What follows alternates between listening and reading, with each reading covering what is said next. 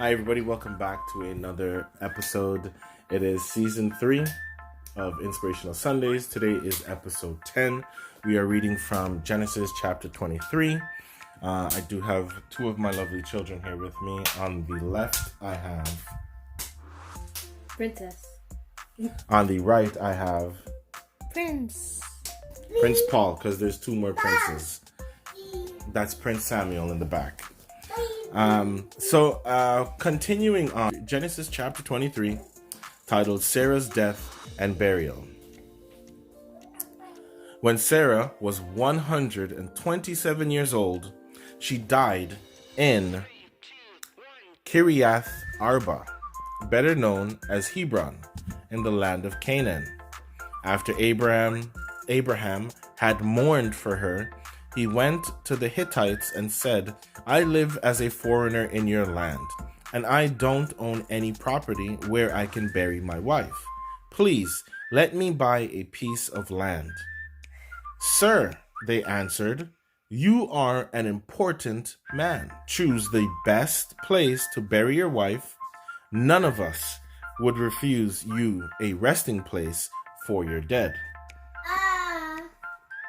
Verse 7.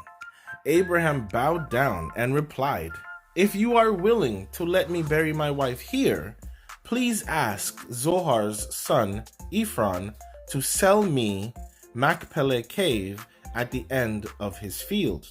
I'll pay what it's worth, and all of you can be witnesses." Very smart man, very intelligent, very wise Abraham.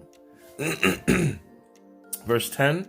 Ephron was sitting there near the city gate when Abraham made this request, and he answered, "Sir, the whole field, including the cave, is yours. With my own people as witnesses, I freely give it to you as a burial place for your dead." Once again, Abraham bowed down and said to Ephron, "In front of these witnesses, I offer you the full price so I can bury my wife. Please accept my offer." "But sir," the man replied, "the property is worth only 400 pieces of silver. Why should we haggle over such a small amount? Take the land. It's yours." So Abraham's a lot smarter than that. A lot of people would have been like, "What? It's free? You're giving it to me? Thank you." They take it, they do their stuff, and anything could happen down the line. And the guy's like, "Hey, remember, I gave you that land for free. Okay, but you owe me a favor," or blah, blah, blah, blah, blah. But Abraham's not like that. And this is a very good lesson. Don't just accept things for free. If you can pay for it, get witnesses, pay for it, get witnesses, make sure it's yours, it's viable, right? Not everything free is the right thing to do or the right way to go just because it's free. You don't always have to accept. It's better to be the actual owner of it. Nobody can say they did you a favor. Nobody can say that, they're responsible for your blessings. Thank you, princess.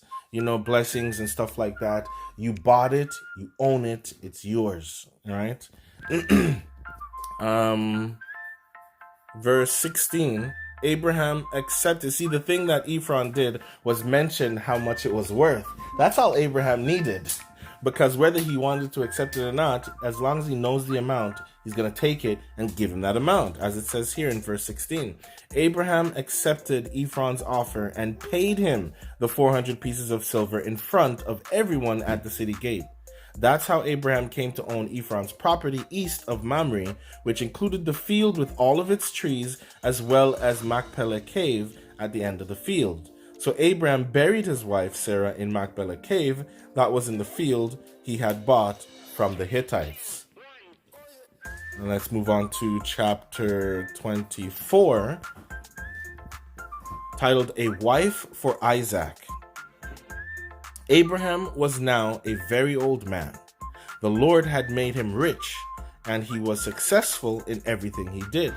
One day, Abraham called in his most trusted servant and said to him, "Solemnly promise me, in the name of the Lord who rules heaven and earth, that you won't choose a wife for my son Isaac from the people here in the land of Canaan.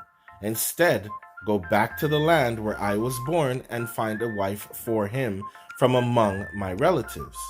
But the servant asked, "What if the young woman I choose refuses to leave home and come here with me? Should I send Isaac there to look for a wife?" "No." Abraham answered, "Don't ever do that, no matter what. The Lord who rules heaven brought me here from the land where I was born and promised that he would give this land to my descendants forever.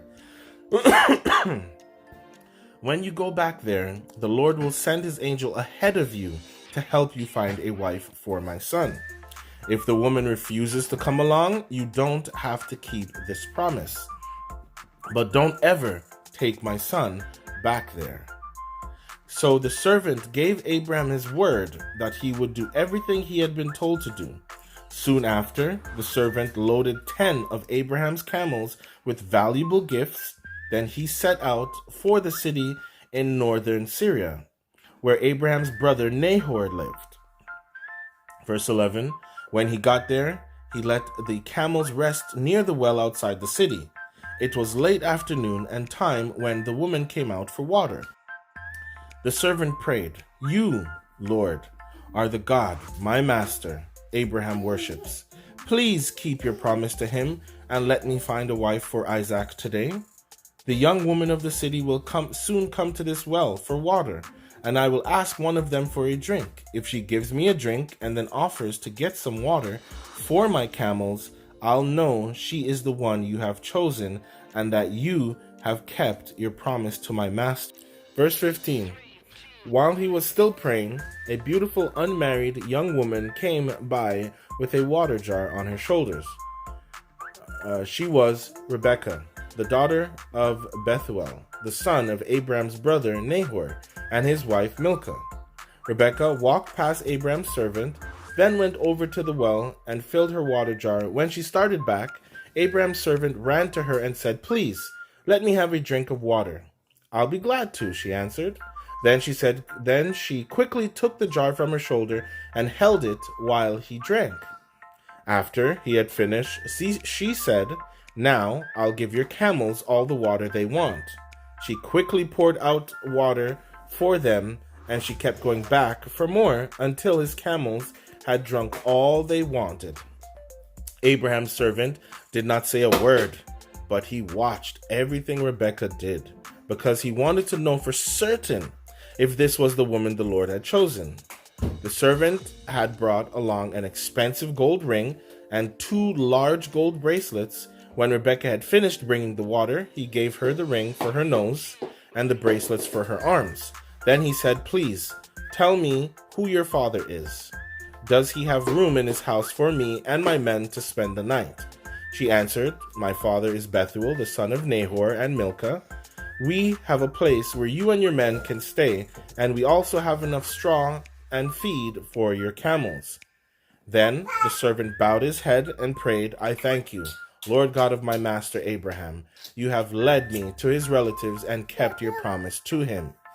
Verse 28, Rebekah ran straight home and told her family everything. Her brother Laban, or Laban, heard her tell what the servant had said, and he saw the ring and the bracelets she was wearing. So Laban ran out to Abraham's servant, who was standing by his camels at the well. Then Laban said, "The Lord has brought you safely here. Come home with me. There's no need for you to keep on standing outside. I have room ready for you in our house, and there's also a place for your camels." Abraham's servants went home with Laban, where Laban's servants unloaded his camels and gave them straw and feed. Then they brought water into the house, so Abraham's servant and his men could wash their feet. After that, they brought in food. But the servant said, "Before I eat, I must tell you why I have come." "Go ahead and tell us," Laban answered. The servant explained, "I am Abraham's servant. The Lord has been good to my master and has made him very rich. He has given him many sheep, goats, cattle, camels, and donkeys, as well as a lot of silver and gold and many slaves. Sarah, my master's wife, didn't have any children until she was very old. Then she had a son, and my master has given him everything. I solemnly promised my master that I would do what he said. And he told me, don't choose a wife for my son from the women in this land of Canaan. Instead, go back to the land where I was born and find a wife for my son from among my relatives. I asked my master, what if the young woman refuses to come with me? My master answered, I have always obeyed the Lord, and he will send his angel to help you find my son a wife from among my own relatives. But if they refuse to let her come back with you, then you are freed from your promise. When I came to the well today, I silently prayed, you, Lord, are the God my master Abraham worships. So please lead me to a wife for his son. While I am here at the well, when a young woman comes out to get water, I'll ask her to give me a drink. If she gives me a drink and offers to get some water for my camels, I'll know she is the one you have chosen. Even before I had finished praying, Rebecca came by with even before he was finished praying. Rebecca came by with a water jar on her shoulder. When she had filled the jar, I asked her for a drink. She quickly lowered the jar from her shoulder and said, have a drink. Then I'll get water for your camels. So I drank, and after she got some water for my camels. I asked her who her father was, and she answered, my father is Bethuel, the son of Nahor and Milcah. At once I put the ring in her nose and the bracelets on her arms. Then I bowed my head and gave thanks to the God my master Abraham worships. The Lord had led me straight to my master's relatives, and I had found a wife for his son. Now please tell me if you are willing to do the right thing for my master. Will you treat him fairly, or do I have to look for another young woman? Verse 50. Laban and Bethuel answered, the Lord has done this. We have no choice in the matter. Take Rebekah with you. She can marry your master's son, just as the Lord has said. Abraham's servant bowed down and thanked the Lord. Then he gave clothing as well as silver and gold jewelry to Rebekah. He also gave expensive gifts to her brother and her mother. Abraham's servant and the men with him ate and drank, then spent the night there.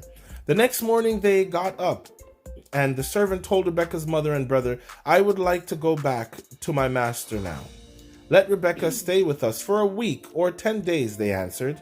Then she may go. But he said, don't make me stay any longer. The Lord has already helped me find a wife for my master's son. Now let us return. They answered, let's ask Rebekah what she wants to do. They called her and asked, are you willing to leave with this man at once? Yes, she answered. I like that. No hesitation. Yes. Come on, when God does something, you don't hold it back, man. She's ready to go. That's the thing, right? That answers your question because God pointed the servant right in the Rebecca, right direction. But they asked her, this is what she wanted to do. Yeah. She didn't want to go now. She was ready. She's ready. Because God already, he already steps everything. He already put all the places and, all the puzzles in the pieces in place. And yeah, she said, yes, she answered. So they agreed to let Rebekah and an old family servant woman, leave immediately with Abraham's servant and his men. They gave Rebekah their blessings and said, we pray that God will give you many children and grandchildren, and that he will help them defeat their enemies. Afterwards, Rebekah and the young woman who were to travel with her prepared to leave. Then they got on camels and left with Abraham's servant and his men. At this time, Isaac was living in the southern part of Canaan near a place called the Well of the Living One Who Sees Me. One evening, he was walking out in the fields when suddenly he saw a group of people approaching on camels, so he started towards them. Rebekah saw him coming. She got down from her camel and asked, who is that man? He is my master Isaac, the servant answered. Then Rebekah covered her face with her veil. The servant told Isaac everything that had happened. Isaac took Rebekah into the tent where his mother had lived before she died, and Rebekah became his wife. He loved her and was comforted over the loss of his mother. So it wasn't just she didn't just become his wife. And look at the timing, though. Yeah. Just after, Yeah. and Abraham knew that he was mourning. Yeah. the loss He of needed his he mom. needed And he needed a that little bit of comfort. And a lot of times, guys, the comfort of friends doesn't even compare to the comfort of a best friend, a Wife, husband, that true companion. Right, exactly, true companion. So, it was great timing, and God gave him. God knows what He's doing, man. And Rebecca said yes, Because right then again, and there. remember, God had already placed everything in place. Yeah. You know what I mean? Yeah. So everything just falls into place. Again, you want to come on camera? Oh, he does. Look at his little. Look at this. I don't even know what this is. This guy does not like his hair to be combed. But say hi. Say hi. Say hi to the camera. Yay! So from my family to yours, guys, have a blessed Sunday. We'll see you in the next episode. Peace. We're out.